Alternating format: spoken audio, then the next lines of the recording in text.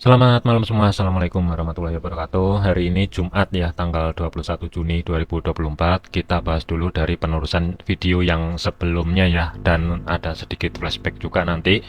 Dimulai dari indeks dolar ya. Untuk indeks dolar itu untuk minggu ini ya, dia berhasil break history high minggu lalu yang berada di 105.80, dan saat ini tuh statusnya itu masih dalam batas bisa dikatakan itu sideways dari segi time frame kecil.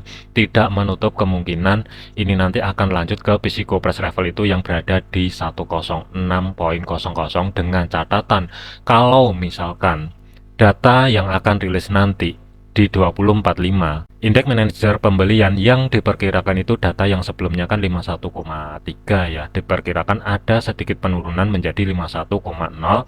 Kemudian di bawahnya dari segi indeks manajer pembelian dari segi jasanya itu kan 54,8, diperkirakan turun menjadi 53,4. Kalau misalkan data yang keluar nanti itu di atas 51,3 dan di atas 54,8, ada potensial ini mungkin indeks dolar akan menguat secara signifikan. Tetapi kalau data yang keluar ternyata 51,0 atau di bawahnya dan di bawah 53,4, tentunya ini akan ngedorong indeks dolar ini melemah dari segi time frame jangka pendeknya. Kalau kita lihatin dari teknikalnya, ada potensial kalau misalkan itu nanti positif untuk USD, ada peluang ini mungkin akan menuju 106. Lepas dari 106, sebagai fokus untuk minggu ini adalah batas maksimal 106.31. Itu kalau misalkan data positif. Tetapi kalau misalkan data negatif, mungkin ini dengan cepat bisa aja balik turun ke bawah retest yang berada di 105.22 kembali. Jadi sedikit hati-hati untuk nanti malam. Jadi kesimpulannya, ada potensial ini mungkin ya akan sedikit kedorong ke bawah. Kuncinya adalah di resisten pertama weekly atau saat ini berubah fungsi sebagai level area support. Kalau misalkan tidak dijebol, ada potensial ini mungkin akan lanjut ke atas menuju 106.00 terlebih dahulu. Tetapi kalau misalkan dijebol dan dari segi data yang akan rilis nanti itu negatif, ini mungkin akan dengan cepat balik lagi ke 105.22. Jadi hati-hati untuk indeks dolar malam ini. Kemudian untuk GBP USD, pergerakan untuk GBP USD itu sudah berhasil bergerak ke bawah. Zona yang di blok biru ini sudah berhasil dijebol. Harusnya ya ini TP1 udah kena ya, karena TP sebenarnya sih untuk GBP USD cuman ada TP1 aja yang berada di 1.2589 ya. Dikarenakan untuk day trade, kalau misalkan 1.2631 ini ruang gerak sekitar 50-an pip, tentunya sih ini kalau misalkan dijadikan sebagai target untuk TP1 sih tentunya sih nggak masalah. Tetapi kalau masih tetap hold yang berada di 1.2589 sih ini tentunya sih juga nggak masalah. Tetapi karena harga ini sudah mampu break zona yang di blok biru ini, harusnya stop loss sudah harus dimajukan sedikit di bawah break even. Kemudian untuk re-entry baik buy ataupun sell, ini terus terang saya nggak ada, tetapi untuk hari Jumat ini lebih ke beresin posisi yang masih ada running. Saran saya ya untuk GBP USD jangan terlalu berharap dulu ke bawah ya, karena terkait dengan data fundamental nanti. Kalau misalkan itu nanti negatif, ini bisa balik dengan cepat ke atas. Tetapi kalau misalkan positif untuk USD, ini dengan cepat juga bisa balik meneruskan perjalanan ke bawah menuju 1.2589. Sedikit hati-hati. Saran saya adalah untuk GBP USD karena sudah on track keluar sebagian posisi, majukan stop loss itu tentunya lebih oke daripada nanti kedorong ke atas kembali. Yang seharusnya sudah floating profit menjadi floating minus, itu sangat disayangkan ya, karena ini hari Jumat menjelang penutupan market. Amankan posisi berapapun yang didapat ini kalau untuk GBP USD. Kemudian untuk Euro USD, statusnya untuk Euro USD sudah mampu bergerak di bawah support pertama weekly yang berada di 1.0698. Ini juga didorong dari segi data yang rilis tadi siang ya, karena negatif untuk euro ini dengan cepat kedorong ke bawah.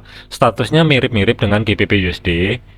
Dikarenakan hari Jumat, ini kita mesti beresin posisi dulu. Saran saya adalah karena sudah running profit meskipun masih sedikit ya, lock di bawah break even. Kalau mau keluar sebagian posisi tentunya sih nggak masalah. Tetapi kalau kita lihatin di kirinya, di sini kan sebelumnya kan juga ada zona demand, dan zona demand ini sudah dijebol. Kuncinya adalah kalau misalkan harga ini masih tetap belum mampu bergerak di atasnya 0.6983 ya, kurang lebih di sini, dan retest yang pertama dari bawah ini kan juga sempat reject. Kalau misalkan level ini bertahan, apalagi didorong nanti dari USD, kalau misalkan dari segi fundamental yang akan rilis nanti itu positif, ini akan dengan cepat kedorong ke bawah. Tetapi kalau misalkan negatif, hati-hati, ini juga bisa jadi dengan cepat kedorong ke atas menguji zona tengah sebagai pivot weekly yang berada di 1.07600. Sedikit hati-hati, saran saya adalah untuk Euro USD ini mending majukan stop loss di bawah break even, keluar sebagian posisi itu tentunya sih nggak masalah ya. Untuk minggu depan kan ada outlook baru lagi, jadi nanti kita cari posisi baru untuk minggu depan ini. Kemudian AUD USD, pergerakan untuk AUD USD itu konteksnya ini masih bisa dibilang sideways ya. Harga ini memang sudah retest di level area sebagai batas tengah 0.6655 dan harga ini masih reject kembali bergerak ke atas. Untuk stop loss untuk saat ini ya masih belum bisa dimajukan sih, cuman kalau dipepetin sedikit di atasnya resisten ruang gerak sekitar 20 pip sebenarnya sih nggak masalah, tetapi dari segi targetnya ini masih tetap.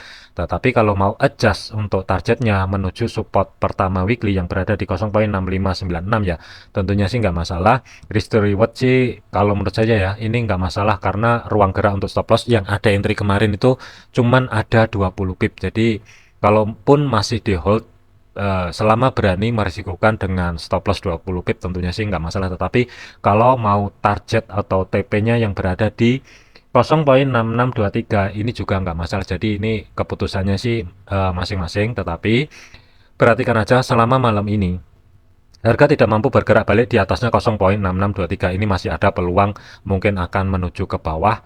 Zona terdekat yang akan menjadi zona pantau malam ini ya 0.6623, batas maksimal adalah 0.6596. Kalau misalkan ini kedorong ke atas, tentunya saya lebih memilih netral dulu, mengingat hari ini juga hari Jumat dan mendekati level area sebagai physical price level itu berada di 0.6700. Jadi sedikit hati-hati, kalaupun nanti bergerak ke atas, ini mungkin nggak jauh-jauh di kisaran 0.6700 untuk malam ini untuk AUD USD ya. Selanjutnya adalah untuk USD CAD. Pergerakan untuk USD CAD ini saya lebih memilih netral, karena harga dari bawah zona yang saya blok biru ini sudah dijebol. Pergerakan ke atas ini tertahan, yang sebelumnya level area support pertama weekly saat ini berubah fungsi sebagai level area resisten. Ini kelihatan banget ke rejectnya dan harga ini sudah mampu kedorong ke bawah ya. Dengan catatan kalau misalkan malam ini harga mampu membentuk low baru yang berada di 1.3674,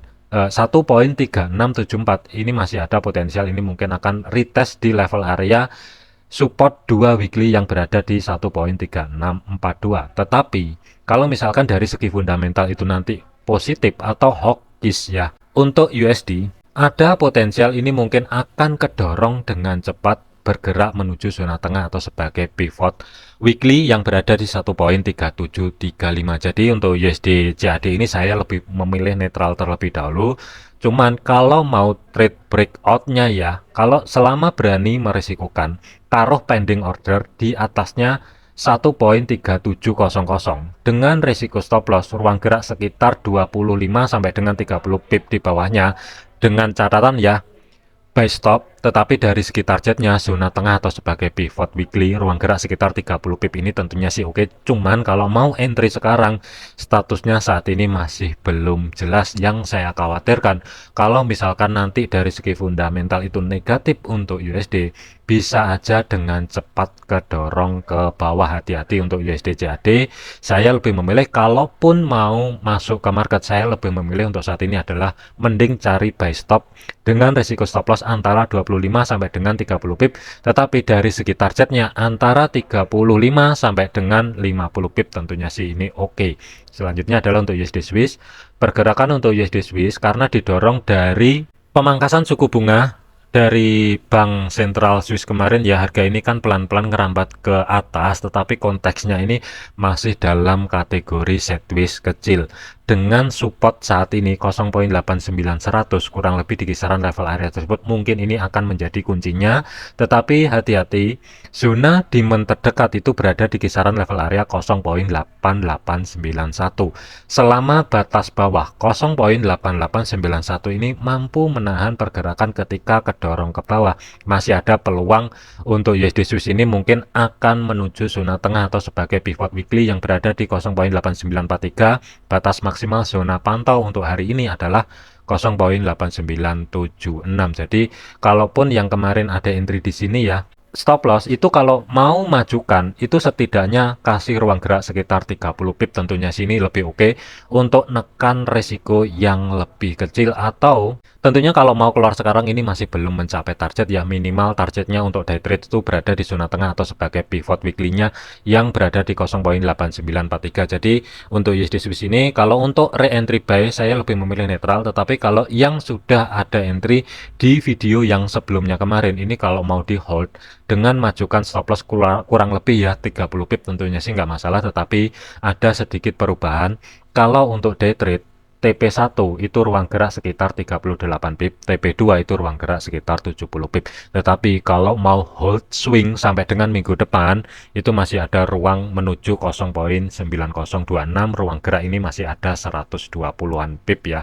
Jadi kesimpulannya untuk USD Swiss untuk saat ini kalau re-entry buy saya lebih memilih netral, saya masih tetap hold posisi yang kemarin. USD Yen, pergerakan untuk USD Yen baik TP1 atau TP2 ini sudah tercapai semua ya, baik dari entry pertama atau re-entry yang ada di video yang sebelumnya. TP maksimal untuk minggu ini berada di 159.100.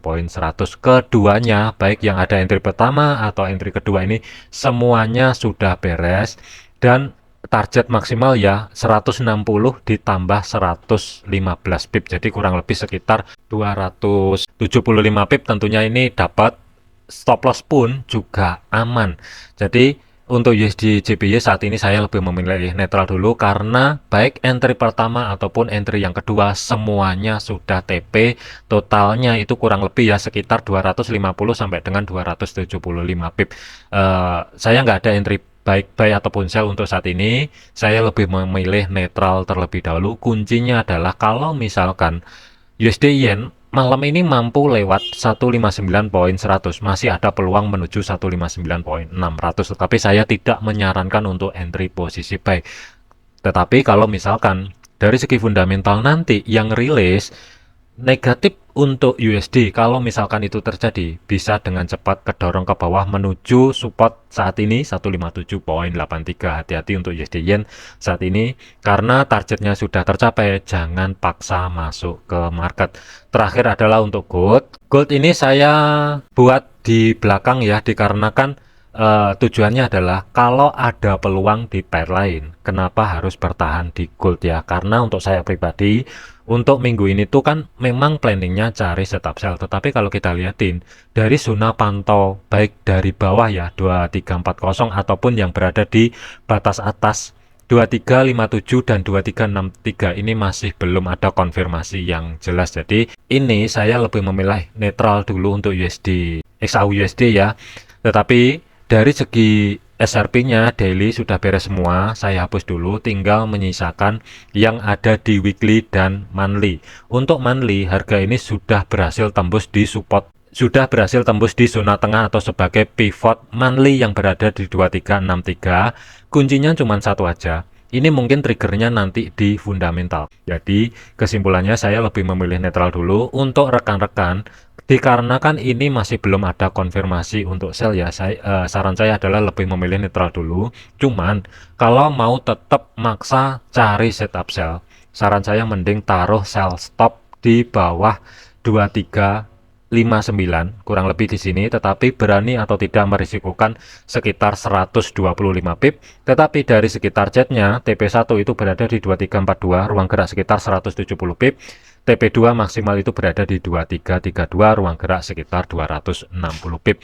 Antisipasi kalau misalkan data yang akan rilis nanti itu kalau misalkan ya negatif untuk USD, setidaknya pending order yang di sini itu tidak ke trigger dan aman ya, tidak ke floating minus yang lebih gede tentunya. Tetapi kalau misalkan positif untuk USD, memang dari segi resiko 125 pip, tapi dari segi targetnya ini mungkin cukup untuk ngedorong minimal ke 2342 sebelum ini nanti ya majukan stop loss. Jadi kesimpulannya kenapa untuk saran saya adalah sell stop, antisipasi kalau misalkan itu nanti data yang akan rilis ya, kalau misalkan negatif untuk USD, setidaknya untuk sell stopnya ini tidak ke trigger dan aman dan tidak ke floating. Tetapi kalau misalkan positif untuk USD, itu masih ada peluang setidaknya di 2342 ini nanti kalau misalkan tercapai bisa dengan cepat take profit, sebagian posisi majukan stop loss, tentunya sih ini lebih oke ya. Tetapi kalau misalkan negatif, saya tidak ada planning, kecuali rekan-rekan semua kalau mau entry buy sekarang dengan resiko stop loss itu berada di 2357 dengan targetnya itu 2386. Kalau misalkan berani merisikokan tersebut nggak masalah, tapi saran saya lebih memilih tidak dulu. Saya lebih memilih kalau tidak sesuai dengan planning, mending saya tinggalkan dan cari pair lain. Tentunya baik dari GBP, Euro USD ataupun pair yang lain itu pun juga sudah banyak yang TP floating profit juga sudah banyak, daripada maksa masuk di gold untuk entry sell tetapi masih belum ada kejelasannya. Jadi kesimpulannya untuk gold malam ini sedikit hati-hati, mungkin triggernya itu berada di fundamental yang akan rilis nanti. Kalau misalkan negatif untuk USD, bisa aja dengan cepat menuju 2386. Tetapi kalau positif untuk USD, targetnya adalah 2332. Ini mungkin sebagai batasan untuk hari ini ya.